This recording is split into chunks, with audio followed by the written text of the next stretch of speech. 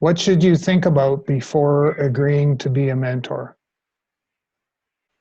Well, I'm going to go back to the notion of time. I have to really understand that the time's there, because I don't want to create an issue because time isn't. I don't have enough discretionary time to enter into this. Right. Another one is, this is not the place for it. Someone's approached me, and let's say I'm working somewhere, but it's not my home base, and I'm going to return to somewhere else. And maybe they want to continue a dialogue, but it may not work because I'm going to be on the road for a while. I'm just using this, the illustration of place, is that there isn't going to be the consistency of place. I know Zooms and Skype and, we can do that, but it's just sometimes the place is not there to do the mentoring. So I might say it won't work from that perspective. I think the biggest thing for me is that I'm going to go do a little bit of an intuit and just check in, okay? Because I rely on that gut check to figure out, is this the time? Is this the place? Is what the person is basically asked me to talk about, is this going to work for us at this point in time and point of place? I do that kind of check. This initial response. What have you got up your sleeve? For me, the big thing is obviously having the initial conversation and defining so that the mentee understands what the expectations are. If you're going to engage with me, here's my expectations. Now, please tell me what yours are.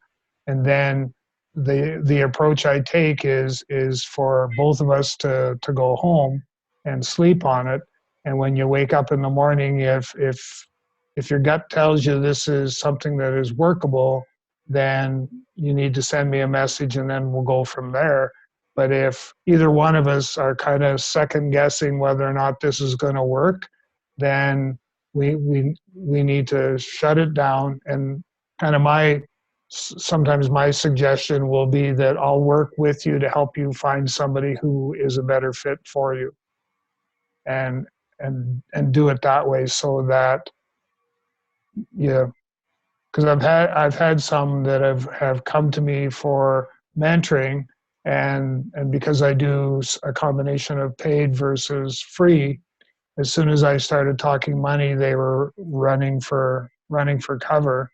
And what they didn't listen, or what they didn't hear in the conversation, was if money is an issue, we'll take it off the table. But as soon as they heard, well, this could cost you this much money, they weren't paying attention. So that sent me a message by itself that they weren't present in the conversation, and they were kind of looking for only the things that they wanted to hear and not kind of what I had to offer.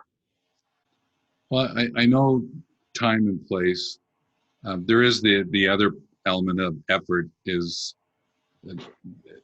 do I have the capacity and all the other things that I'm doing without driving myself, all right, to ill health, right, to be able to engage.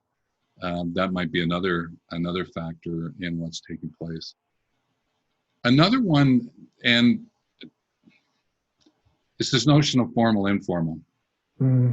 If the person approached me and there's a genuineness to what it is of their ask, then I'll lean into that sometimes, where if it's a formal one and I meet the person, to your point, it may not fit. So when it comes to the formal assignment, I don't usually take those on as much anymore. I go more from the organic perspective. Someone reaches out to me. In the youth world, that's called natural mentoring. Informal mentoring in the workplace is another way to look at it. I'll use that criteria as well. It's not hard and fast. That's how I prefer to do what I do. But when they reach out, again, remember that BS meter, right? It'll kick in, and that gut check will kick in, and I'll just make sure. But I tend to lean into more of the informal ones, and informal short. I should Yes. add that. My informal ones, I want short, because I appreciate formal ones can be a little bit more longer term, but the informal ones, we keep that short. And I might say, okay, well, look, let's do this for a couple of months and see what happens. Because usually if they're reaching out, they're looking for something in particular, you can help them out and support them and take it from there. Now, again, no hard and fast rules here, for those who are listening into this conversation.